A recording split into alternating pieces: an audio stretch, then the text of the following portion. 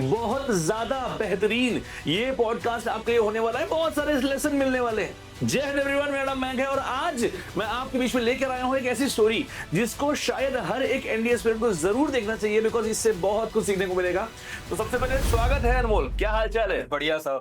Congratulations for your recommendation. Thank you very much. तो सबसे पहले यार मुझे तो मालूम है, इन लोगों को बताओ अपने बारे में और अपने अचीवमेंट के बारे में। जय Hind everyone, I am Anmol, just got recommended from one FSB Dehradun. तो सर जैसा कि मैं आपको हमेशा से बताता हूँ, थैंक यू वेरी मच पहले तो सर मुझे यहाँ बुलाने के लिए, मेरा पॉडकास्ट लेने के लिए। It's been an honour to be here sir, and बहुत अच्छा लग रहा है आपसे दोबारा मिलके सर रिकमेंडेशन के बाद। बिल्कुल यार, और देखो रिकमेंडेशन का क्या होता है ना कि स्टार्ट डे 1 टू 1 डे, वो फर्स्ट डे था जब तुमने कहा था खड़े होकर कि भाई है, बिकॉज डे 1 में वो कॉन्फिडेंस तुम्हारा दिख गया था। तो मैं शुरू यही से करना चाहूंगा कि ये चीज मिलती नहीं है लाया, मतलब मैं बहुत सारे बच्चों को पढ़ा रहा हूँ, ऑफलाइन पढ़ाते हुए 2012 से 26 आ गया, दाढ़ी पक गई है मेरी, इतने सालों से पढ़ा रहा हूँ मैं, है ना। पर जो कॉन्फिडेंस तुम्हारे अंदर है ये कहाँ से आया? मतलब इसकी थोड़ा सा मैं जरा पीछे जाना चाहूंगा, फैमिली या स्कूल, इसका क्रेडिट तुम मुझे देना चाहोगे? सर जैसे कि ये कॉन्फिडेंस जो है वो हमेशा से, तो मतलब ऐसे तो होता नहीं है कि पैदा हुए और कॉन्फिडेंस के साथ ही पैदा हो गए। कॉन्फिडेंस सर मेरे हिसाब से आता है जितना हम को करिकुलर एक्टिविटीज में पार्ट लेते हैं, कितना हम हमारे स्कूल का को करिकुलर कैसा है, हम स्कूल्स में डिबेट में कितना पार्ट ले रहे हैं। जैसे मैं स्कूल में डिबेट्स में काफी पार्ट लेता था, सिंपोजियम में काफी पार्ट लेता था, कोशिश करता था कि जो स्टेज से स्पीक हो रही है, मतलब स्पीच वगैरह हो रही है सुबह असेंबली में, वो करता था। और साथ ही साथ सर मैं अपने स्कूल का डिप्टी हेड बॉय भी था। क्या बात। तो जब डिप्टी हेड बॉय था तो असेंबली कंडक्ट कराना, प्लेज बोलना, ये सब भी मतलब अपॉर्चुनिटीज मिलती रहती थी डेली बेसिस पे। तो सर उससे कॉन्फिडेंस काफी आया। बाकी जो मैं सोचता हूँ जो दूसरा फैक्टर है कॉन्फिडेंस का, वो है नॉलेज। जब आपके पास अच्छी नॉलेज होगी, मेरे एक ऑफलाइन में मतलब टीचर भी थे जो जिन्होंने मुझे 9 to 12 पढ़ाया है कोचिंग में, वो कहते थे अगर आपके पास नॉलेज है तो आपके पास कॉन्फिडेंस अपने आप आ जाएगा। इस पर मैं एक चीज बोलूंगा, मतलब यहाँ बच्चे बहुत कंफ्यूज होते हैं, कहते हैं सर मेरे अंदर वो कॉन्फिडेंस नहीं है। तो कॉन्फिडेंस का बहुत सिंपल है, अगर तुम्हारे पास, मैं बच्चे बोल रहे हैं मैं इंग्लिश में नहीं बोल पाता, मैं कहता हूँ तुम हिंदी में बोल दिखाओ, तो हिंदी में 2 मिनट नहीं बोल पाते। तो मुद्दा यहाँ पे कॉन्फिडेंस का नहीं है, नॉलेज का है। जब आपके पास शब्द ही नहीं है, आपके वोकैबुलरी नहीं है ना हिंदी में ना इंग्लिश में, तो आप बोलोगे क्या? Yes. तो ये बिल्कुल सही कह रहे हो। और इवन जितने लोग यहाँ पे सुन रहे हैं इस वीडियो को, मैं उनको भी बोलूंगा कि भाई नॉलेज और जितने भी मौके मिले उसे अचीव, उसे ग्रैब करना है। मतलब कई बार क्या होता है, लोग सोचते हैं मैं नहीं कोई और चला जाए, मैं नहीं कोई और चला जाए, और एक होता है कि मैं ही जाऊंगा जहां जहां मौका मिलेगा। तो जितने भी लोग यहाँ देख रहे हैं भाई, अभी सब लोग इस पूरे पॉडकास्ट सुनेंगे और सब लोग बहुत इंप्रेस होने वाले तुम्हारे कॉन्फिडेंस से। Yes, sir. तो उनको तुम क्या टिप देना चाहते हो कि क्या वो 5, मतलब कैसे अपने कॉन्फिडेंस को अभी से, अगर कोई बच्चा 8th 9th 10th 11th 12th वाला देख रहा है, तो उसको तुम क्या बोलना चाहोगे? सर जैसे कि जो बच्चे होते हैं, मतलब 8th 9th 10th 11th 12th, ये जो फेज होता है, इसमें सबको ऐसा कोशिश करना चाहिए कि जिस भी ग्रुप में आप बैठे हो, जिस भी क्लास में आप बैठे हो, उसमें आप पॉइंट आउट, मतलब अपनी बातें करो, उसमें आप दिखो। ऐसा नहीं है कि ऐसा नहीं हो जाएगा सर, जैसे उस टाइम पर मेंटालिटी ये होती है कि अगर हम ज्यादा बोलेंगे, ज्यादा कूदेंगे, तो ऐसा लगेगा कि ज्यादा सेल्फिश हैं, कि हमें सब चाहिए। बट एक वो, मतलब वो एक अच्छा फैक्टर होता है कि आप कैसे खुद को ग्रो कर सकते हैं। जब आप किसी अपने से अच्छे वाले को देखेंगे वो कैसे बोल रहा है, तो आप उसी के पीछे जाएंगे कि अरे मुझे ही बोलना है, मुझे इससे ऊपर आना है, ये कैसे जा सकता है, मैं क्यों नहीं दिख पा रहा हूँ यहाँ पे। और जब वो होगा तो आप बोलेंगे, और जब आप बोलेंगे तो धीरे धीरे आप और अच्छा बोलना शुरू करेंगे और कॉन्फिडेंस के साथ बोलना शुरू करेंगे। स्टार्टिंग में ऐसा होगा कि आप कुछ चीजें बोलेंगे जिसपे लोग हंसेंगे भी, बट विद टाइम ये आ जाएगा कि आप एग्जैक्ट पॉइंट पे एग्जैक्ट ऐसी चीज बोलेंगे कि लोग वो चीज सुनेंगे जरूर। नहीं, मैं ये एग्री करता हूं इस बात से, और इसी को मैं इन एडिशन एक चीज बोलूंगा कि करो, अच्छा अपने आप हो जाएगा। मतलब इंस्टेड ऑफ, लोग सोचते कि ना जब मैं सब कुछ सीख जाऊंगा, जब मेरे अंदर कॉन्फिडेंस आ जाएगा तब मैं बोलूंगा, भाई आएगा तभी जब तू बोलेगा। अच्छा यार देखो, अभी अनमोल क्या है कि आज हम लोग बैठे हुए हैं, अभी ज्वाइनिंग आ जाएगा दिसंबर में तुम्हारा, है ना, बहुत बढ़िया बात है। बट इसका सीड कब पड़ा? मतलब पहली बार एनडीए जाना है सोचा तुमने कब? सर मैं बताना चाहूंगा, मैं मतलब पहले तो मुझे एनडीए के बारे में कुछ भी पता नहीं था। मेरे मामा जो हैं वो एक्स एनडीए हैं, right now he is an army and of the post of major. तो सर पहले तो मतलब मुझे कुछ भी नहीं पता था क्या मामा प्रिपेयर कर रहे हैं, क्या नहीं कर रहे हैं। उनका एनडीए जाना was because of some financial conditions, like घर वाले थोड़ा आईआईटी नहीं अफोर्ड कर पाए, वरना उनका आईआईटी, वो आईआईटी भी जा सकते थे। अच्छा। तो उनका जेई वगैरह भी हो गया था clear, but because of some financial conditions और कुछ चीजें होती हैं कि वो एनडीए चले गए। फिर जब वहां गए सर ये बात है 2013 2013 में वो गए थे, और फिर जब वो पास आउट हुए तो मुझे मौका मिला मैं एनडीए जाऊं, पासिंग आउट परेड देखूं। जब मैं वहां गया मैंने इंफ्रास्ट्रक्चर देखा, रूटीन देखा, और वो एक होता है ना यूनिफॉर्म, कि इतना डिसिप्लिन्ड वे से वो एक अच्छी सी यूनिफॉर्म पहने हुए हैं, कि इतना बढ़िया से उसे आयरन करा हुआ है कि छूले तो कट लग जाए जैसा कि सब बोलते हैं। तो वो सब देखकर इतना मैं मतलब मेस्मराइज हो गया था कि अरे करना है तो यही आना है, बस अब कुछ भी हो जाए एनडीए ही करना है। नहीं, मैं थोड़ा इस पर डिटेल जानना चाहूंगा बिकॉज सबका मन होता है एक बच्चे का कि एनडीए जाके वहां महसूस करे। तो वो तुम्हें मौका कैसे मिला, फिर जब तुम वहां गए उसकी पूरी स्टोरी क्या है वो बताओ। लाइक सर मैं बहुत छोटा था जब मैं गया था, तो इतना तो ज्यादा याद नहीं है बिल्कुल डिटेल्ड, बट जैसा कि जब मैं गया था तो मेरे मामा थे, जब उनकी पासिंग आउट परेड थी तो उन्होंने इनवाइट करा था हम सबको, तो हम सब गए वहां रुके, वहां पासिंग आउट परेड देखी मामा की उनके साथ। मतलब मैं एनडीए और आईएमए दोनों में गया हूँ, अच्छा। दोनों की पासिंग आउट परेड मैंने देखी है, वाओ। दोनों की सेरेमनी देखी है। तो सर वो चीज काफी मेस्मराइज करी, और खास करके एयरफोर्स के लिए जो वहां पर एयर शोज वगैरह हुए थे। एनडीए में तो ऊपर से फाइटर जेट्स ही निकलते हैं, और आईएमए में ऊपर से हेलीकॉप्टर जो रोजेस ऊपर से डालते हैं वो सब पेटल्स वगैरह।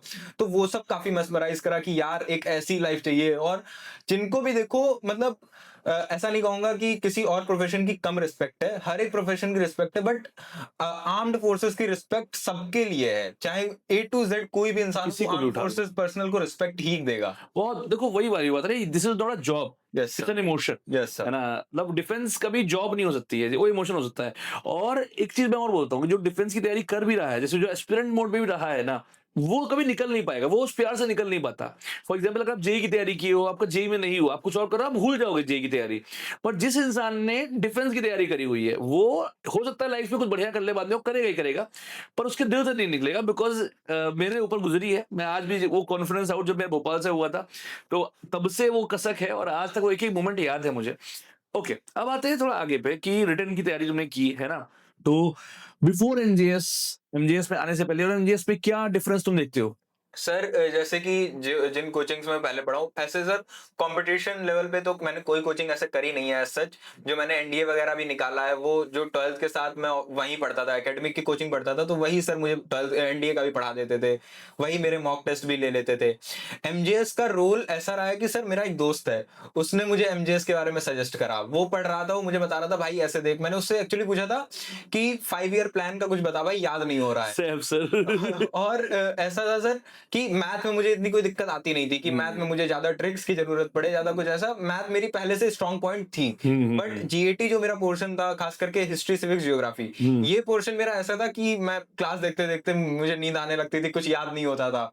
और ऊपर से जब मुझे पता लगा था कि एनडीए का कोई भी पेपर हो 5 ईयर प्लान तो जरूर आता ही है क्वेश्चन, तो वो बता रहा था भाई 5 ईयर प्लान की एक वीडियो है, एमजेएस चैनल है यूट्यूब पे, उनकी वीडियो देख लो, क्लास में याद हो जाएगा। मैंने बोला चलो अब इतना टाइम पढ़ने में देंगे, किसी बुक से पढ़ेंगे या करेंगे, इससे अच्छा एक वीडियो देख लेते हैं, एक बार ट्राई करते हैं।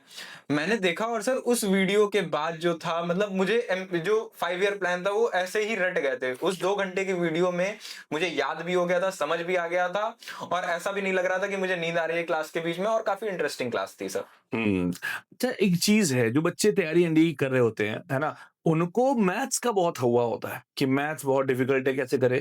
तो जिन बच्चों की मैथ्स वीक है उनको तुम क्या बोलना चाहोगे?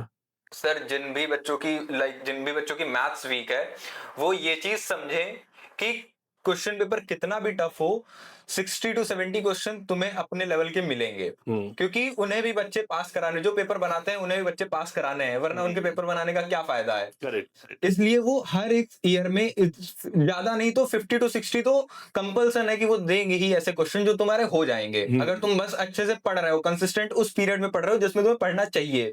ऐसा नहीं है कि तुम हमेशा से मैथ से जुड़े नहीं हो तो तुम नहीं कर पाओगे। जो पीरियड तुमने प्रिपरेशन के लिए शुरू करी है उसमें अगर तुम पढ़ रहे हो तो वो 50 to 60 क्वेश्चन तुम्हारे आराम से बन जाएंगे। अच्छा, एक चीज और है कि कई, मैं हमेशा बोलता हूँ एक चीज कि किसी भी एग्जाम के क्वालिफिकेशन में क्वालिफाई करने के लिए कोचिंग का रोल बहुत इंपॉर्टेंट होता है। ऐसा नहीं है, गाइडेंस के बिना आप नहीं कर पाओगे, लेकिन उससे भी कई गुना ज्यादा जरूरी होता है सेल्फ स्टडी का रोल, जो मैं हमेशा स्टार्टिंग से एम्फसाइज करता हूँ कि एक बच्चे के पास अपना रोड मैप होना इज वेरी इंपॉर्टेंट है। खुद का ही रोड मैप होना चाहिए कि मैं ये करूंगा, मैं वो करूंगा। तो ऑब्वियसली अपार्ट फ्रॉम कोचिंग, मैं ये तुमसे पूछ रहा हूँ कि तुम्हारा एक पर्सनल रोड मैप क्या था? अगर फॉर एग्जांपल तुम्हें अभी करना हो, है ना? और अभी कोचिंग सब निकाल देते हैं। तुम्हें अगर सेल्फ करना हो अभी और तुम्हारे पास बचे हो 30 दिन, तो लास्ट 30 डेज़ एनडीए की स्ट्रैटेजी तुम्हारी क्या होती? सर लास्ट 30 डेज पहले तो मैं सबको ये बताना चाहता हूँ जो मिथ है कि अगर आप ये सोच रहे हैं केवल 30 दिन में हो जाएगा तो केवल 30 दिन में तो नहीं नहीं हो होगा, पाएगा। पॉसिबल ही नहीं है। कुछ तो होना चाहिए ना पहले से। हाँ, तो जिस सिचुएशन में तुम अभी हो, अभी तुम 30 दिन में करते कैसे करते? अगर मैं जैसे अभी इस सिचुएशन में हूँ कि मुझे 12th अच्छे से आता है, क्योंकि जो भी बच्चा दे रहा होता है उसकी 12th साथ में चल रही होती है। हाँ। तो वो अगर उस पे अच्छे से फोकस कर रहा है, 11th अच्छे से करी है, तो उसके बेसिक्स तो क्लियर होंगे। अब उसे काम करना है नए नए क्वेश्चन पे। जैसे जो एनडीए में क्वेश्चन आते हैं वो ऐसा तो है नहीं कि तुम्हारे बुक से सेम क्वेश्चन वैसे उठ जाएंगे। कुछ क्वेश्चन ऐसे होते हैं जिनका पैटर्न ही अलग होता है, जिनमें अप्रोच ही अलग लगानी होती है। पहले तो वो क्वेश्चन देखो, पीवाईक्यू लगाना शुरू करो। 30 दिन है, 30 दिन में तुम अगर अच्छे से करोगे तो पीवाईक्यू लगा लोगे, कुछ ज्यादा नहीं तो कुछ सालों के तो लगा ही लोगे, 4 से Correct. 5 सालों के तो आराम से लगा लोगे। उसके बाद तुम मॉक देना शुरू करो, मॉक दो, उसे एनालाइज करो, क्योंकि मॉक देने से बेस्ट चीज कोई नहीं है। वही तुम्हें बताएगा कि तुम किस टाइम से कितना टाइम ले रहे हो एक क्वेश्चन में, कितने टाइम में तुम खत्म कर पा रहे हो, कितने टाइम तुम कर रहे हो, मतलब कितने टाइम पे पेपर खत्म कर पा रहे हो, और कितना टाइम तुम्हें लग रहा है अपने वो 50 से 60 क्वेश्चन ढूंढने में। तो इसलिए मॉक दो और उसे एनालाइज करो, वही बेस्ट चीज है। जो चीज ये बता रहा है, इसी चीज को बच्चों में हमेशा से बोलता आ रहा हूँ। और जितने भी आप मेरे ऑफलाइन बच्चे, मुझसे जो भी पढ़े बच्चे हैं, आप किसी को भी पूछोगे वो यही बोलेगा कि एक होता है सो कॉल्ड मॉक देना, इससे कुछ भला नहीं होगा। मॉक की एनालिसिस इज वेरी इंपॉर्टेंट। इसको 4 लेयर पे अपन डिस्कस करते हैं। जो तुम्हें भी, अगर किसी एग्जाम की तैयारी कर रहे हो, मॉक दे रहे हो, तो ये चीज तुम्हें पता होनी चाहिए। पहली चीज, मॉक से पहले जो भी टॉपिक है, फॉर एग्जाम्पल आप यूनिट वाइज दे रहे हैं, आप चैप्टर वाइज दे रहे हैं, या आप फुल लेंथ दे रहे हैं, पूरा सिलेबस रिवीजन, पूरा फॉर्मूला एक बार लिख कर देख लो। फिर आप मॉक देते समय ये ध्यान रखो कि एक्यूरेसी सही होनी चाहिए, गलतियां नहीं होनी चाहिए। जब आप बिल्कुल ऐसा कोशिश करोगे तब भी गलतियां हो ही जाएंगी। और चौथा स्टेप मोस्ट इंपॉर्टेंट, उसकी एनालिसिस कि what went wrong, what went right, कितने तुक्के हमारे जो सही हो गए, कितने सही की सही हो गए, कितने आते हुए गलतों को पूरी एनालिसिस करो। और उसके बाद सारे क्वेश्चन सॉल्व करो कि अगर वो अगली बार कहीं दिख जाए तो गलती होनी चाहिए। यस सर, जैसा आपने कहा एक्यूरेसी, एक्यूरेसी बहुत मैटर करती है सर। अगर जैसे आप 30 क्वेश्चन भी कर रहे हो, वो 30 ऐसे होने चाहिए कि तुम्हारे सही ही हैं। हाँ। मतलब अगर क्या फायदा है, नेगेटिव मार्किंग है, तुम सही कर भी दोगे फिर भी तुम्हारे कुछ मार्क्स कट रहे हैं, ऐसा और क्या है? ये है ना, जब तुम अपना बेस्ट दोगे तब भी 8-9 गलत हो जाएंगे। Yes sir. जब तुम अपना बेस्ट दोगे, मतलब अगर तुम सोच रहे हो तुमने 60 किए हो बिल्कुल सही किए हैं, तुम्हारा गलत होंगे। यस सर, ये फैक्ट है, ये हमेशा होता है। और ये तभी हो पाएगा, देखो कई बार गलती क्या करते हैं ना बच्चे, लास्ट टाइम चल रहा होता है, वन शॉट देख रहे हैं यूट्यूब पे, ये कर रहे हैं वो कर रहे हैं। भाई 30 दिन आखिरी के एग्जाम के बच्चे हुए हैं। इस वक्त सबसे जरूरी है कि आप खुद कितनी बार रिवीजन कर रहे हैं, मैथ्स कितनी बार लगा रहे हैं क्वेश्चन, और कितनी बार मॉक देकर उसकी एनालिसिस कर रहे हैं। कई बच्चों को तो सर यही नहीं पता है वन शॉट देखते कैसे हैं। वो मैथ का वन शॉट देखते हैं लेटे लेटे। लेटे लेटे देख रहे हैं। उसका क्या फायदा है जब तक कॉपी पेन लेकर खुद वो क्वेश्चन लिखवा रहे हैं, तुम पॉज करके मतलब खुद सॉल्व करो पहले। करेक्ट। सोल्यूशन देखो, ट्रिक देखो, अगर कोई शॉर्ट तरीका वो मिल जाए तो तुम्हें अगर वन शॉट देखना हो मैथ्स का तो कैसे देखोगे, ये बताओ। सर मैं वन शॉट देखता भी था, ऐसा नहीं है कि मैंने प्रिपरेशन से पहले कोई वन शॉट देखा नहीं है। मैंने काफी सारे क्लासेस ली हैं मैथ्स की, तो उसमें सर ऐसा है कि नया क्वेश्चन मिलता है, पहली बात तो ये, और नए क्वेश्चन में नया अप्रोच मिलता है। बट उससे पहले तुम्हें, मतलब मैं जो खुद ट्राई करता था वो ये था कि मैं उससे पहले खुद एक बार उसमें मतलब ब्रेनस्टॉर्मिंग करता था कि कैसे कर सकते हैं। क्योंकि जब आप एक बार खुद ब्रेनस्टॉर्म करते हैं तो अगर आपको टीचर का तरीका नहीं आ रहा है तब भी आपका अपना तरीका लग जाएगा। करेक्ट। इसलिए पहले मैं अपना तरीका लगाता था, उसके बाद अगर सर का तरीका और कोई अच्छा होता था तो मैं वो फॉलो करता था। इसको मैं और ऐड करूंगा थोड़ा सा, इसमें और अच्छा कर सकते हैं कोई भी बच्चा है कि अगर आप वन शॉट देख रहे हो, वन शॉट देखो, बिल्कुल कोई दिक्कत नहीं है, बट वन शॉट में हमेशा वीडियो पॉज करो, क्वेश्चन मत जल्दी सोचो कि क्या कर सकते हो। Yes sir. अगर ये भी होगा, कई बार ऐसा होगा कि आपका दिमाग नहीं चलेगा, इट्स ओके, पर you need to try. Maybe आपको अप्रोच ना आए, पर आपको ये तो पता चलेगा ये नहीं करना था। ये भी बहुत जरूरी है ना, जैसे एडिसन ने कहा था कि मुझे तरीके मालूम है कैसे बल्ब नहीं बनाए जा सकते। Yes sir. तो इट इज वेरी इंपॉर्टेंट कि आपको क्या नहीं करना है ये पता होना। तो इसलिए भी वन शॉट बहुत important. Although I strongly recommend कि लास्ट 30 डेज में कम से कम आप वन शॉट देखें, ज्यादा से ज्यादा क्वेश्चन लगाएं, खुद पढ़ें, खुद प्रैक्टिस करें। बिकॉज इस वक्त क्या है, एक जैसे मैं भी बाहर बात कर रहे थे वही वाली, कि आज के 15-20-30 साल पहले की एक समस्या थी कि इन्फॉर्मेशन थी ही नहीं हमारे पास। लाइब्रेरी जाओ तो बुक्स मिल जाए तो पढ़ लो थोड़ा बहुत। और आज के समय में because of YouTube over information है, जरूरत से ज्यादा जानकारी, यही है आज की यूथ की बीमारी। यस सर, ये एग्री करते हो नहीं करते हो? यस सर, ये तो है। मतलब इतना कंटेंट है कि उसमें से सही जेन्युइन कंटेंट ढूंढना मुश्किल हो रहा है आजकल। कहीं भी कुछ भी कंटेंट दे रहे हैं जो रिलेटेड भी नहीं है एनडीए से, फिर भी दे रहे हैं। दे रहे हैं। अभी एग्जांपल दे रहा हूं तुम्हें मैं, ट्रिग्नोमेट्री है, हाइपरबोलिक फंक्शन आता ही नहीं है सिलेबस में, और लोग पढ़ा रहे हैं, बच्चे पढ़ रहे हैं, बच्चों को पता ही नहीं। अरे भाई, मैं बोल रहा हूं, मेरे भी ब्लाइंड भक्त मान तुम, मैं ये नहीं बोल रहा कि मैं जो कर सकूं तुम ऐसे ब्लाइंडली फॉलो करो, नहीं करो। आप प्रीवियस ईयर क्वेश्चन देखो, सिंपल सा, किसी भी एग्जाम की हार्ड एंड सोल होती है प्रीवियस ईयर क्वेश्चन। तो मेरा ये सजेशन रहता है कि 16 से 26 अगर आपने प्रीवियस ईयर क्वेश्चन देख लिया है, उसके बाद आपको ये समझ में आ जाएगा कि किस टॉपिक से कितना क्वेश्चन आता है, फिर आप वैसे ही पढ़ाई करो अपनी। और मेरा वैसे सर ये है कि मैं हमेशा से, किसी भी मेरा कोई दोस्त होता था, कुछ भी होता था, अगर मैं उसे कुछ बताता था तो मेरा ये था कि फॉलो करो, बट अंधे होकर फॉलो मत करो। करेक्ट। तुम्हें इतनी तो भगवान ने मतलब दिमाग दिया है कि तुम्हें पता हो कि कौन क्या करा रहा है, कौन कैसे करा रहा है। किसी भी चीज में अंधा नहीं होना है, का दिमाग भी लगाना है मतलब। और यही तो पहचान है ऑफिसर बनने की, वरना फिर ऑफिसर मत बनो ना भाई, कुछ और बन जाओ। मना नहीं कर रहा हूं, मैं नाम नहीं लूंगा क्या बन जाओ, पर कुछ और बन जाओ, वरना दुनिया तो बना देगी कुछ और। ठीक है, और अगर ऑफिसर बन जाए तो ऑफिसर वाला माइंडसेट रखो, इट इज वेरी इंपॉर्टेंट। अच्छा, रिटर्न पे अभी अगर एक बच्चा है, वो तुमसे बोल रहा है कि भैया मुझे गैट मैनेज करनी है, मैंने ठीक ठाक पढ़ाई कर ली है, अब आखिर 30 दिन है, तो गैट कैसे मैनेज करे, और तुम्हारी क्या टिप्स होगी उसको ये बताओ। सर गैट का क्या है, रामबाण तरीका है पीवाईक्यू। जितने लगाओ, जितने जितने मतलब प्रिंट करा के रख लो अपने पास। मैंने तो जब मैं अपनी प्रिपरेशन कर रहा था तो मैंने लास्ट 10 इयर्स के पीवाईक्यू जो गैट के थे वो प्रिंट कर लिए थे। अब मैं बार बार वही लगा रहा हूँ, वही पढ़ रहा हूँ, वही पढ़ रहा हूँ, तो बैक ऑफ द माइंड आ जाता है। और जरूरी नहीं सेम क्वेश्चन तुम्हारे में आए, लेकिन उससे रिलेटेड क्वेश्चन आ जाएगा। क्या बताओ, और जो चीज ऑप्शन में थी वो क्वेश्चन बन जाए, जो क्वेश्चन में था वो ऑप्शन बन जाए नेक्स्ट टाइम। वो चीज भी तुम्हारे बैक ऑफ द माइंड चलेगी, क्योंकि तुमने इतनी बार पढ़ रखे होंगे पीवाईक्यू। और उसके बाद है मॉक लगाना और कंसिस्टेंसी। गैट ऐसा सब्जेक्ट है जो आप अगर डेली नहीं पढ़ रहे हो तो आपका फिर मतलब वो स्ट्रॉन्ग सब्जेक्ट नहीं बन पाएगा गैट। इट इज लाइक मतलब मैथ है, मसल मेमोरी में आ जाती है कि अरे यार जब लगाओगे तो आ जाएगा, वो वैसे हाथ चलने लगेगा। बट गैट का ऐसा नहीं है, जब तक वो तुम्हारे मतलब अंदर जुबान पे खुद नहीं आएगा तब तक कुछ नहीं होगा उसका, और वो खुद तब आएगा जब आप बार बार उसे पढ़ेंगे। अच्छा, तुम एमजीएस पे थे, तो एमजीएस पे टीचर्स से तुम्हारा कैसा रहा बॉन्ड, कैसा रहा एक्सपीरियंस, वो बताओ।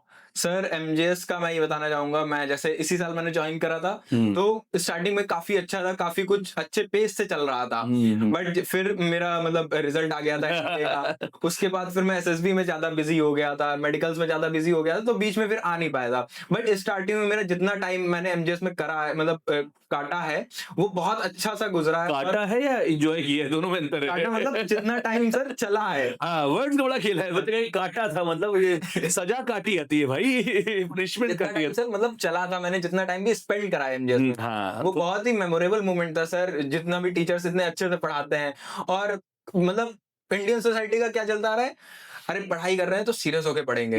अरे ऐसा नहीं होता है भाई, जब पढ़ाई कर रहे हैं तो मजाक के साथ भी पढ़ा जा सकता है और मजाक के साथ भी सीखा जा सकता है। जैसे मैं जहाँ पहले पढ़ता था वहां भी ऐसे ही था, ये नहीं कि प्रॉपर ऑल टाइम 1-2 घंटे क्लास चल रही बिल्कुल सीरियस होके, बच्चे भी सो रहे हैं, टीचर भी ऐसे मतलब कुछ भी बोल के जा रहा है। तो ऐसा नहीं होना चाहिए। हमेशा एक तरीका होता है पढ़ाने का जिससे बच्चे भी फोकस कर सके, बच्चे भी ध्यान दें। जैसे हम लोग क्या करते हैं, विनीत सर की क्लास है। अब मुझसे उस दिन मेरा दोस्त बोल रहा था, भाई मेरा दिमाग खराब हो रहा है, मैं विनीत सर की क्लास लेने जा रहा हूँ, थोड़ा रिफ्रेशिंग फील करूंगा। तो ऐसा होना चाहिए कि अगर टीचर की क्लास लेके तुम्हें इतना अच्छा लग रहा है तो तुम कुछ ना कुछ तो पढ़ भी रहे हो उसमें से, और मजा भी आ रही है, तो और आपका माइंडसेट भी ठीक हो गया, पॉजिटिव हो गया। Yes, भाई sir. पढ़ाई अगर आप सोचो ना, आपका मजा नहीं आ रहा, को मन नहीं कर रहा कुछ करने का, और पढ़ाई कर रहे हो, Yes, sir. तो इससे ना कंस्ट्रक्टिव क्या चीज हो सकती है। Yes, sir. और यहाँ पे मैं बताऊंगा कि देखो, ये सच है कि एमजीएस पे क्वेश्चंस बहुत लगवाते हैं हम लोग, मेहनत बहुत करवाते हैं, पर बच्चे को मारना मकसद नहीं होता, बच्चे को खुश करके पढ़ाना इकलौता मकसद होता है। तो भाई अगर आप उस तरह के हो ना कि आपको मर के ही पढ़ना है, आपको रो कर ही पढ़ना है, आपको मोनोटोनस पढ़ना है, एमजीएस बताना भाई नहीं हो पाएगा हम लोग से, ना हम लोग से हो पाएगा ना तुमसे हो पाएगा वो चीज। सर एक तो मतलब मैं ये चीज कहना चाहूंगा, जैसे मैं जब एमजेएस में स्टार्टिंग में आया था तो आप क्लास ले रहे थे और आपने एक पीडीएफ खोली थी बोर्ड पे, उसमें क्वेश्चन थे 300-350 क्वेश्चन थे, और इतने हम मतलब टुकड़ों में लगाते हैं पीडीएफ में। जैसे कभी भी जो पहले कोचिंग होती है या कोई भी और कोचिंग होती है वो टुकड़ों में ऐसे क्वेश्चन लगवाती है। एक बार में 350 क्वेश्चन की पीडीएफ सामने आ रही है तो देख कर ही डर जाते हैं कि हो क्या रहा है, इतने कैसे लग पाएंगे। बट विद टाइम वो जो आप लोग इतना मतलब इनकलकेट कर देते हैं बच्चे में कि वो भी लगाने लगता है। मेन चीज ये है, देखो यहाँ पे मैं एक चीज बोलूंगा कि जब बच्चा आता है पहली पहली बार, तो उसके साथ सरप्राइजिंग फैक्ट ये रहता है, बिकॉज अदर अकेडमीज में क्या होता है 50 क्वेश्चन, 60 क्वेश्चन, 100 क्वेश्चन तक, Yes. और यहाँ पे 100 तो मेरा वार्म अप भी नहीं है। Yes. 200, 250, 300, 500 question, because eventually the more you sweat in peace the less you bleed in war. जितनी ज्यादा आप प्रैक्टिस करोगे उतना समस्या एग्जाम में नहीं होंगी, और आपने प्रैक्टिस ही करिए 50 क्वेश्चन, 100 क्वेश्चन, तो कैसे आप एग्जाम में अच्छा कर पाओगे? तो it is very important for the practice. मतलब मैं इस चीज को बहुत स्ट्रांगली बोलता हूँ कि भाई वीडियो देखने से नहीं होगा। आप सोच रहे हो ऐसे वीडियो देख रहे हो और आपका एनडीए हो जाएगा, नहीं होगा। I will be brutally honest with you, because anything less than that is not good for you. आज ये रिकमेंड हुए हैं बिकॉज इनके पास 3 चीजें थी। देखो कोचिंग होती है, कोचिंग का रोल होता है, पर कोचिंग का रोल गाइडेंस का होता है। अगर आप खुद मेहनत नहीं करेंगे, अगर आप क्वेश्चन खुद नहीं लगाएंगे और आपका खुद का प्लानर नहीं होगा, आप एनडीए कभी क्वालिफाई नहीं कर पाएंगे। एनडीए छोड़ो, कोई भी एग्जाम क्वालिफाई नहीं कर पाएंगे।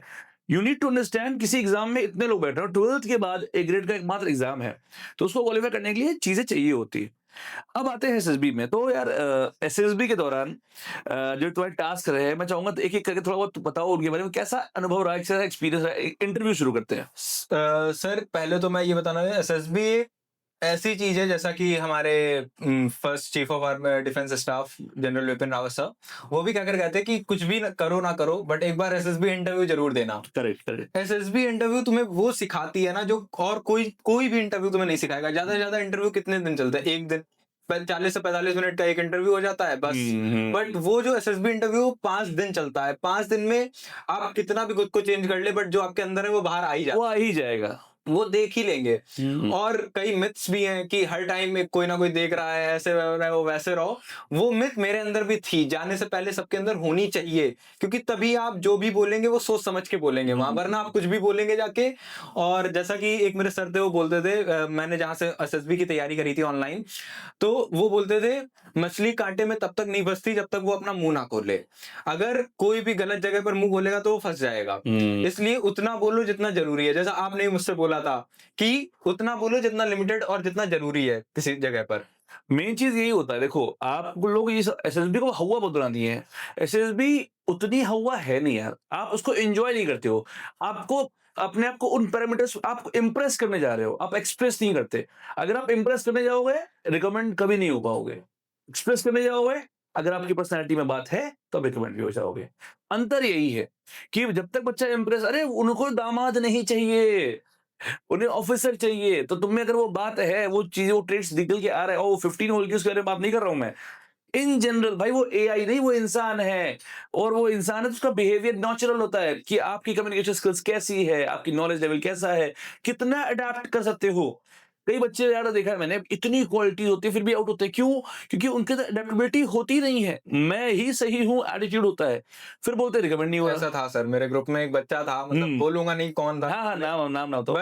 एक बच्चा ऐसा था जो जिसका ये रहता था कि मैं ही लीडर हूँ तुम्हारा, मैं ही तुम्हारे ग्रुप का लीडर हूँ, मैं ही सही हूँ, मैं ही ये हूँ, मैं वो हूँ। बट मतलब रिकमेंड होने से तो पहले तो कोई नहीं बोलता है कि तुम क्या हो क्या नहीं, बट रिकमेंड होने के बाद सबको समझ आ गया था कौन क्या है। पॉइंट वही है ना कि रिजल्ट बोले ना, आप क्यों बोलना, खुद क्यों बोलना। जीडी में कैसा रहा था माहौल? जीडी में सर, जैसे जीडी में हमारा जो ग्रुप था, मतलब जैसे फ्रेशर्स का तो अलग ही ग्रुप रहता है, तो फ्रेशर्स का क्या रहता है कि कितना खुद को दिखा दो। तो ऐसा था कि जीडी में सब बोल रहे थे, बट ऐसा नहीं था कि तुम्हें भी उसी भीड़ का हिस्सा बनना है। मेरा ये था कि ऐसे टाइम पे बोलो जब थोड़ा सा सब शांत हो, और जो जीटीओ बैठा हुआ है पीछे उसकी थोड़ी नजरें हो तुम्हारी तरफ।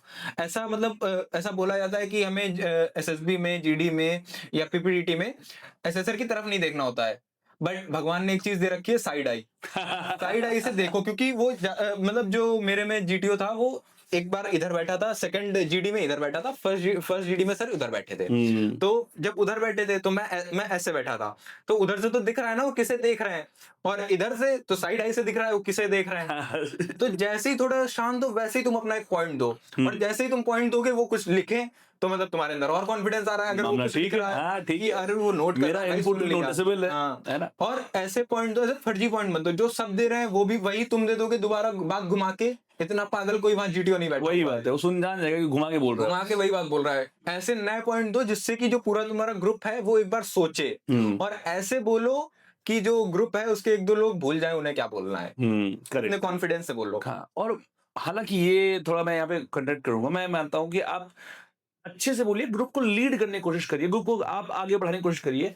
मतलब 2 चीज़ें मैंने यस देखी है अपने ऑब्जर्वेशन से कि ग्रुप टास्क में आपका दिमाग में सिर्फ़ एक चीज़ होनी चाहिए, आपका ग्रुप अच्छा परफ़ॉर्म करे, वो टास्क अच्छे से हो जाए। यस सर, मतलब ऐसा इंडिविजुअल है में आप अपनी कि कैपेसिटी दिखाओ। यस सर, जो भी मतलब जो भी बातें जा रही हैं वो तुमसे होकर जाएं। हाँ। ऐसा नहीं है कि तुम ग्रुप में ऊपर चलो, तुम ग्रुप ग्रुप के के साथ आगे साथ बढ़ो, हाँ, चलो। साथ आगे बढ़ो। बट इवेंचुअली आप कंक्लूज़न तरफ चीज़ों को लेके जाओ। यस तो ग्रुप एक्टिविटी होती ही इसीलिए है भाई। अगर आप सीटी है, कमांड टास्क है ना? और कमांड टास्क में आपको 3 लोगों ने 4 लोगों ने बुलाया, मतलब आप में कुछ तो बात होगी, कुछ तो आपकी कोऑर्डिनेशन ठीक-ठाक होगी। 8 में से सर 6 लोगों ने मुझे बुलाया। 6 लोगों ने बुलाया, तो ये होता है। और भाई साहब सबसे अच्छा तो आपका रहा इंडिविजुअल ऑब्स्टेकल, ज़रा उसके बारे में बताना। सर इंडिविजुअल ऑब्स्टेकल का ये था कि जब मैं गया था, मेरी एसएसबी थी 6th ऑफ जुलाई हुँ। देहरादून। और देहरादून का मौसम 6 जुलाई, अच्छी बारिश, अच्छी खासी बारिश हो रही थी, बारिश रुकी नहीं रही थी। शाम से होना शुरू होती थी, अगले दिन शाम तक चलती रहती थी बारिश। तो मेरा जो जीओआर था और इंडिविजुअल ऑब्स्टेकल था वो कैंसिल हो गया था। बहुत बेहतरीन, बहुत बेहतरीन। भगवान जिसको भी जीटी में कमज़ोर आता हो, वो जुलाई में देहरादून में अपना सेंटर ले लेना भाई, मत बन जानी लाइफ़। और एयरफोर्स का सर ऐसा था कि जो इंडिविजुअल ऑब्स्टेकल होता है उसमें जो रोप क्लाइंबिंग वगैरह कराते हैं, और एयरफोर्स की रस्सी काफी ऊंची भी होती है। काफ़ी ऊँचा, उसके हाँ। सारे टास्क ऑब्स्टिकल्स ऊपर ऊपर होते हैं काफ़ी। और जो हमारा पीजीटी वगैरह था, हुँ। उसमें तो उन्होंने जो रस्सा चढ़ने वाला होता है वही हमें बांधने के लिए दे दिया था। अब उसमें नॉट ही नहीं लग रही है। नहीं लगेगी, क इतनी मोटी रस्सी यस सर, कहाँ बाँध वही तो। पाओगे? वो चीजें काफी मतलब वो चीजें मैनेज हो गई थी। और एक पीजीटी तो ऐसा था, मतलब मुझे नहीं पता इसकी वजह से मेरे कुछ प्लस पॉइंट हुए हो या नहीं, बट एक पीजीटी ऐसा था जो मैंने अपनी ही दम पे पास कराया था पूरा। अच्छा, अच्छा, अच्छा, अच्छा। मतलब पूरे पीजीटी में मेरा ही आइडिया था। काफी आइडिया आए थे लेकिन लग नहीं रहे थे, हुँ। और मेरा आइडिया आ गया था लेकिन कोई लगा नहीं रहा था। अच्छा। तो ये चीज मैं बताना चाहूंगा कि अगर आपका आइडिया है, कोई लगा नहीं रहा है, वो चीज मैटर नहीं करती है। बस आप आइडिया दो, जो वहाँ जीटीओ बैठा है वो सुन रहा है कि इसने सही आइडिया दिया है, हुँ। और इवेंचुअली वो आपसे आखिरी में पूछ भी लेगा, सो जेंटलमैन व्हाट्स द प्लान। तो आप अपना प्लान बता दो और उसके हिसाब से आपको नंबर मिल जाएंगे। अच्छा, एसएसबी के वो कौन-कौन से टास्क थे जो तुम्हें लगता है कि यार ये मेरे बहुत बढ़िया गए और मतलब रिकमेंडेशन का बड़ी वजह ये रीज़न रहा? सर मेरा जो टास्क था, मैं 3 टास्क मेन मानूंगा। पहला तो मेरा पीजीटी, हुँ। उसके बाद कमांड टास्क, हुँ। और उसके बाद इंटरव्यू। ओके, इंटरव्यू बढ़िया गया था। Yes sir. क्यों लगता है तुम्हें इंटरव्यू बढ़िया गया, मतलब क्या थोड़ा-सा समझाना पाओ? सर इंटरव्यू इंटरव्यू मतलब ऐसा है कि तुम कितना उसमें कम फंबल कर रहे हो, कितना तुम कम फंस रहे हो, और वो चीज तब होगी जब जब जैसे ही वो क्वेश्चन पूछे, तुम्हारे माइंड में आंसर हिट हो जाए सही से, हुँ। और तुम सही से उसे एक्सप्रेस कर दो। वो सब चीजें मैंने जो भी मेरा 1 घंटे का इंटरव्यू चला था, लगभग 1 घंटे मैंने सही से एक्सप्रेस कर दी थी पूरी चीजें, और अच्छे से आंसर भी हिट हो गए थे। इसलिए मुझे लगता है मेरा इंटरव्यू काफी अच्छा गया था। और पीजीटी बढ़िया गया था। पीजीटी तो सर पीजीटी में सारे टास्क तो होते ही नहीं है, कंप्लीट ही नहीं हो पाते हैं, जो टाइम लिमिट दी जाती है। हुँ। बट जितने हुए थे उसमें से एक टास्क तो मैंने करवाया था। बाकियों में भी अच्छा खासा मेरा मतलब इंक्लूजन रहा था उसमें, मतलब हुँ। इंक्लूडेड था मैं। ओके। और लेक्चर टॉपिक तुम्हारा क्या था, लेक्चर टॉपिक? लेक्चरेट टॉपिक में कईयों को मिथ होता है कि हाई लेवल टॉपिक ही उठाना है। हुँ। जरूरी नहीं हाई लेवल टॉपिक उठाओ, मैंने 3rd नंबर वाला टॉपिक उठाया था। क्या टॉपिक था? और टॉपिक सुनामी, क्योंकि मेरा पहला टॉपिक था एसआईआर, हुँ। और दूसरा था यूनिकॉर्न, तीसरा सुनामी, और माय चौथा कुछ हॉबीज। ऐसा माय हॉबीज से रिलेटेड कुछ था, माय फेवरेट बुक टाइप। हुँ। अब माय फेवरेट बुक, उसमें तो क्या ही मतलब अच्छा बोलोगे अगर उससे ऊपर वाला कुछ आ रहा है, और नहीं आ रहा है तो एक बुक मैं तो कहूंगा पहले से तैयार करके चले जाओ। तुमने पढ़ी हो ना पढ़ी हो, हुँ। बट एक अच्छी सी बुक तैयार करके चले जाओ। हुँ। और यूनिकॉर्न और एसआईआर इतना कुछ अच्छा कंटेंट 3 मिनट में मैं तैयार कर नहीं पा रहा था। हुँ। मैंने सुनामी पर बोला था, और सुनामी पे ऐसा कुछ नहीं बहुत ज्यादा हाई फाई चीजें बोल दी, रॉकेट साइंस वाली चीजें। नॉर्मल सुनामी क्या होता है, कैसे आती है, और कहाँ कहाँ मतलब जो सुनामी आई है वो उसने कैसे डैमेज करा, और गवर्नमेंट क्या क्या प्रिवेंशन ले सकती है, जैसे रेगुलर एक्सरसाइज, रेगुलर ये सब करवा सकते हैं, मॉक ड्रिल्स वगैरह, जिससे कि लोग। अच्छा, स्क्रीनिंग में बहुत बच्चे बहुत ज़्यादा मिथ भी है, डरते भी हैं, तो तुम्हारी स्क्रीनिंग कैसी रही और तुम अगर कुछ बताना चाहो? मैं मतलब जो रिपीटर्स जाते हैं उनका तो नहीं कह सकता हूँ कि हुँ। उनका तो मतलब थोड़ा ज्यादा वो देखते हैं। हुँ। बट एज अ फ्रेशर अगर आप जाते हैं तो स्क्रीनिंग आप आसानी से हो सकते हैं, बस आपको बोलना है, ये नहीं है कि चुप बैठना है। जैसे मेरा चेस्ट नंबर 2 था, मेरा जो चेस्ट नंबर 1 था उसने स्टोरी बोली लेकिन बीच में ही रुक गया। टेस्ट नंबर 3 उसने स्टोरी तो बीच में सॉरी सर बोल के छोड़ दी। और जितनों ने भी मेरे ग्रुप से बोला था, जो हम 15 लोग बैठे थे, जिन्होंने भी बोला था स्टोरी कंप्लीट करी थी और डिस्कशन में थोड़ा सा पार्ट ले लिया था, वही वो हो गया। हो गया था।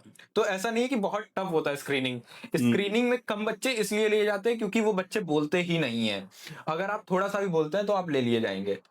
अच्छा, सीपीएसएस का कैसा रहा एक्सपीरियंस? सर सीपीएसएस तो लाइफ टाइम एक्सपीरियंस टाइप हो जाता है कि थोड़ा मैं उस पे जाऊंगा, तुम मोनोलॉग दो इन लोगों को, सीपीएसएस का एक्सपीरियंस कैसा रहा? सर जैसा मतलब सीपीएसएस ऐसा होता है कि फेज 1 फेज 2 और सीपीएसएस जैसा ही सबको पता है कि हर एक एयरफोर्स सिलेक्शन बोर्ड पे होता भी नहीं है। तो हमारे एयरफोर्स सिलेक्शन बोर्ड पे और भी बच्चे बाहर से भी आए थे, गांधीनगर हो गया, गुवाहाटी हो गया, तो यहाँ से भी बच्चे आए थे। तो टोटल हम लोग 22 या 23 लोग थे। एग्जैक्ट नंबर तो नहीं मुझे याद, शायद 23 लोग थे। तो सीपीएसएस में पहले तो फेज 1 होता है, उसमें 1 आवर 15 मिनट का वो क्लास वगैरह लेते हैं। क्लास क्या बड़ी सी मतलब स्क्रीन होती है सामने, तुम बैठे होते हो और एक वीडियो चला देते हैं, उसमें तुम्हें सब सिखा देते हैं। उसमें बस मेनली ये होता है कि अपने हाथ को एक फाइटर जेट मान लो, उसके हिसाब से सब कुछ तुम कर लोगे सही से, अगर तुमने 1 घंटे मतलब 1 घंटे जो 1 आवर 15 मिनट की क्लास है उस पर थोड़ा ध्यान दे दिया है, वो बिल्कुल अच्छे से तुम्हें समझा देंगे। क्योंकि वहां पर जितने बच्चे हैं वो सब नए हैं सीपीएसएस के लिए। वो जब लेंगे उसके बाद 1 आवर 15 मिनट का तुम्हारा एक टेस्ट भी होगा। जैसे ही वो टेस्ट खत्म होगा उसमें बेसिक मतलब मैथ के क्वेश्चन पूछे जाएंगे, फिजिक्स के क्वेश्चन पूछे जाएंगे और तुम्हें मतलब ऐसे मीटर वगैरह दे देंगे। फाइटर जेट के अंदर जो रीडिंग्स होती हैं उसके हिसाब से बताओ कि फाइटर जेट की पोजीशन क्या होगी, ऊपर जा रहा है, नीचे जा रहा है, किस डायरेक्शन में जा रहा है, वो सब दे देंगे। तो ऐसा नहीं है कि बहुत कठिन है सीपीएसएस, बहुत आसान है, बच्चे हो जाते हैं और कट ऑफ भी बहुत लो जाती है सीपीएसएस की, ज्यादातर बच्चे हो जाते हैं। बट उसमें सीपीएसएस में ऐसा है कि अगर कोई बच्चा नहीं हुआ है तो वो मतलब कुछ भी नहीं करके आया है, ऐसा है, तभी नहीं होगा। वरना और उसके बाद जब फेज 1 आपका क्लियर हो जाता है तभी आप फेज 2 में बैठते हैं। और फेज 2 ऐसा होता है कि आपको एक कॉकपिट सिमुलेटर टाइप में बैठाल देंगे, वो एक मॉडल टाइप प्लेन बना होगा, उसमें आपको बैठाल देंगे, हेडफोन लगा देंगे और जॉयस्टिक का सारा कंट्रोल वगैरह समझा देंगे और उसके बाद जो पेडल रडर होते हैं वो सब समझा देंगे। उसके बाद बस तुम्हें 45 मिनट बैठ के गेम खेलना है। और अगर तुमने अच्छे से गेम खेला है, मतलब जिनमें सेंसिटिविटी तुमने खुद सेट करके ऐसे से खेला है, तो आप कर लेंगे उसे भी। नहीं, इसका बहुत वो होता है बिकॉज़ वन्स इन आप एक ही बार कर सकते हो, यस है ना? या तो इन या तो आउट। Yes sir. तो बढ़िया है। अच्छा, क्या लग रहा है कि रिटन में लगभग कितने मार्क्स तुम्हारे आएँगे? रिटन में सर 250 प्लस है मेरे मार्क्स, मतलब 250 टू 270 के बीच है। 270, 280, यस सर। हाँ, इस बार कट ऑफ भी थोड़ा लो गई है यस जैसे sir. Overall. Yes sir. Overall तो 270, 80 ओवरऑल मतलब पूरा इंडिया रिटन मिलाकर। यस सर, मैथ्स इंडिया का रिटर्न। Yes sir. 280 के आसपास मुझे देख रहा यस है। सर। कट ऑफ क्या लग रहा है कितनी जाएगी इस बार? Final sir. हाँ, नहीं एनडीए रिटन एनडी की कट रिटर्न ऑफ, हाँ। सर, रिटर्न आई थिंक 250 से कम जाएगी। और ये तुम्हारे एसएसबी में मार्क्स अच्छे आए होंगे? एसएसबी में तो हाँ सर, मतलब मोस्ट प्रोबेबली अच्छे ही मार्क्स होंगे मेरे। बढ़िया, बढ़िया। अच्छा, जो बच्चा अभी एनडीए तैयारी शुरू कर रहा है और अगर तुम उसे रिकमेंड करना चाहो एमजीएस के बारे में तो तुम क्या कहोगे? अगर आपको मतलब ऐसा नहीं है कि कोई भी कोचिंग आपको घोल के पिला देगी, इवेंचुअली आपको करना खुद ही है, एट द एंड करना खुद है। कोचिंग एक अच्छी गाइडेंस बन सकती है, आपको वो देखना है कि कौन सी कोचिंग अच्छा गाइड कर रही है। और I think MGS is the best coaching जो आपको गाइड कर सकती है कंपटीशन लेवल पे। अगर आप किसी छोटे लेवल पे किसी छोटे शहर में पढ़ रहे हैं तो वहां पर कई कोचिंग हो सकती है, जैसे आपके एकेडमिक टीचर, जहां से मैंने मतलब पर्सनली अपने पहले से स्टार्टिंग से तैयारी करी है। एमजीएस से मैं बाद में जुड़ा हूं, जिन्होंने मुझे एसएसबी वगैरह के लिए काफी गाइड करा। बट इवेंचुअली आपको करना खुद है। यहाँ भी अगर आप आएंगे तो जो भी टीचर्स हैं वो आपको तरीका बता देंगे, आपका इंटरेस्ट बना देंगे कि आपको पढ़ना है, जो कि काफी अच्छी चीज है। जैसे कि काफी और कोचिंग है जो कि ऐसा नहीं कर पाती है कि आपका इंटरेस्ट बना देगी, आपको पढ़ना है, आपको ये करना ही है। बट एमजीएस एक ऐसी कोचिंग है जो आपका इंटरेस्ट भी बना देगी और साथ ही साथ इतना अच्छे से सर आप लोग पढ़ाते हैं, मतलब इतना इनोवेटिव तरीके से पढ़ाते हैं कि नई चीजें भी सीख रहे हैं बच्चे और बोर भी नहीं हो रहे हैं। तो इस वजह से अगर आपको ज्वाइन करनी है तो मैं हाईली सजेस्ट करूंगा कि आप ये कोचिंग ज्वाइन करें और अपने मतलब अगर आपने ज्वाइन करी है तो इंडिया निकल जाएगा। अगर आप बिल्कुल मतलब वैसे मक्कार टाइप के नहीं है, मकरा नहीं मार रहे हैं, तो अगर आप कर ही लेंगे। और अगर थोड़ा सा भी आप हार्ड वर्किंग है तो आप एमजीएस ज्वाइन कर लीजिए। It is like cherry on the top. आप बस एमजीएस ज्वाइन करिए और थोड़ा सा हार्ड वर्क कर दीजिए, बस आपका सिलेक्शन एनडीए रिटन में तो क्लियर है कि हो ही जाएगा। यार अनमोल, देखो ऐसा है कि सफलता जो तुम्हें मिली है इसमें वैसे तो बहुत लोगों का हाथ होगा, but apart from teachers, parents, किसको तुम डेडिकेट करना चाहोगे ये सक्सेस अपनी? Yes sir, I agree with you. मतलब जितना आपको सक्सेस नहीं सिखाती, उससे ज्यादा आपको फेलियर सिखाती है। फेलियर आपको बताता है कि आपको क्या नहीं करना है। वहीं पर आप अगर एक बार सक्सेसफुल हो जाते हैं तो वो फेज ही चला जाता है, क्या उससे करेक्ट सीखेंगे आप दोबारा। करेक्ट करेक्ट बट ऐसा है ना कि जब मतलब apart from teachers and parents, I will say, मेरे मामा और एक मेरे चाचा हैं, मतलब मेरे नेबर में ही चाचा हैं, उन्होंने मुझे काफी गाइड करा, उन्होंने मुझे काफी सपोर्ट करा। रेगुलरली मेरी स्टोरीज देखते थे, मुझे मतलब काफी फोर्स करते रहते, करो करो करो। और वो ऐसे है ना कि उनका इमोशनल कंट्रोल ऐसा है ना कि वो अपनी खुशी, जब मैं रिकमेंड हुआ था, मैंने उन्हें बताई तो उन्होंने उन्होंने मेरे सामने कोई खुशी नहीं दिखाई। उन्होंने बोला उड़ना मत, अभी सीपीएसएस है, उड़ना मत, अभी मेरिट है। ऐसा है कि वो मतलब मुझे जमीन पर ही रखते हैं कि बिल्कुल भी उड़ नहीं सकते हो उनके सामने। और घर वालों, मतलब बाद में पता तो चल ही जाता है घर वालों से, तो घर वालों से कह रहे होंगे अरे बस इसने मेरा सपना कर दिया। और व्हाई आई एम सेइंग कि इसने मेरा सपना पूरा कर दिया, जो मेरे चाचा जी हैं वो 17 टाइम एसएसबी जा चुके हैं। 17 टाइम्स 17 टाइम वो एसएसबी जा चुके हैं। ओके उनकी भी फर्स्ट एसएसबी जो थी वो एफएसबी देहरादून थी। ये भी एक रीजन था कि क्यों मैंने देहरादून लिया वहां से। बट अनफॉर्चुनेटली, और आई वुड से फॉर्चुनेटली, कि वो मुझे इतना सिखा पा रहे हैं। तो 8 बार वो कॉन्फ्रेंस आउट है और बचे हुए 7 बार वो इस 17 नहीं, सॉरी 15 टाइम्स एसएसबी जा चुके हैं और 8 बार वो कॉन्फ्रेंस आउट है और बचे हुए 7 बार वो स्क्रीन आउट है। भाई साहब ये होता है कि स्टेपिंग स्टोन, मैं इसलिए बोलता हूँ कि failure is stepping stone of success. कि चाचा जी खुद तो नहीं कर पाए, पर चाचा जी की पूरे जो एक्सपीरियंस है वो इसमें लगा दिए, और आज ये उनका भी सपना पूरा किया और अपना भी सपना पूरा उनका भी टीए का पेपर था, लाइक जिस दिन मेरा कॉन्फ्रेंस था उन्होंने टीए का फॉर्म भरा था। किया। अभी लगे हुए हैं, तैयारी कर रहे हैं मतलब? नहीं सर, अब तो मतलब वो टीचर हैं, मतलब कर नहीं रहे, बट एक रहता है ना रहता मन है, में कि रहता है। अरे यार एक बार और ट्राई कर लेते हैं। तो उन्होंने टेरिटोरियल आर्मी का फॉर्म भरा था, तो उसका उनका एग्जाम था 12th ऑफ जुलाई। और उस दिन मेरा कॉन्फ्रेंस और ये सब हो गया था, मतलब मेरा सीपीएसएस था, तो वो गए ही नहीं देने। और मतलब मुझे तो कुछ नहीं बताया, घर वालों मम्मी पापा मुझे बता रहे थे कि मतलब मम्मी पापा ने पूछा था कि पेपर देने क्यों नहीं गए, तो उन्होंने बोला अब क्या, अब तो मेरा लड़का कर गया, मेरा सही भतीजा कर गया, सही मेरा बात। सपना वही पूरा कर दिया, अब मैं क्या करूं जाके। इससे अच्छा मोमेंट कुछ नहीं होता कि जब आपने बहुत सारे फेलियर्स देखे होते हैं, पर आप वो सब कुछ सिखाते हैं अपने किसी को भी, अपने डियर वन को, और वो कर ले तो मतलब ड्रीम कम ट्रू है ना। ये मैं बहुत कनेक्ट क्यों करता हूँ, बिकॉज मैं भी एक कॉन्फिडेंस आउट कैडेट रहा हूँ एनडीए का, और जिनके खुद के सपने पूरे नहीं होते, दूसरों को सपने पूरे करने के लिए जी जान लगा देते हैं। तो ये एग्जाम्पल मुझे मालूम है। यार काफी इंटरेस्टिंग स्टोरी रही अनमोल, काफी अच्छा लगा मिलकर, और आई होप तुम लोगों को भी काफी अच्छा लगा होगा ये इंटरेक्शन सुन के। अगर मन में कोई भी डाउट आता है तो आप कमेंट कर दीजिएगा, जब तक फिलहाल इसकी ज्वाइनिंग नहीं आ रही है तब तक कमेंट का रिप्लाई भी कर देगा। So yes, thank you so much and wish you all the best. Thank you sir. Merit में भी अच्छी रैंक लाओ और Yes, फिर sir. एकेडमी जाओ, अब तुम्हारी जवानी देश के काम आएगी। Yes sir, thank you sir.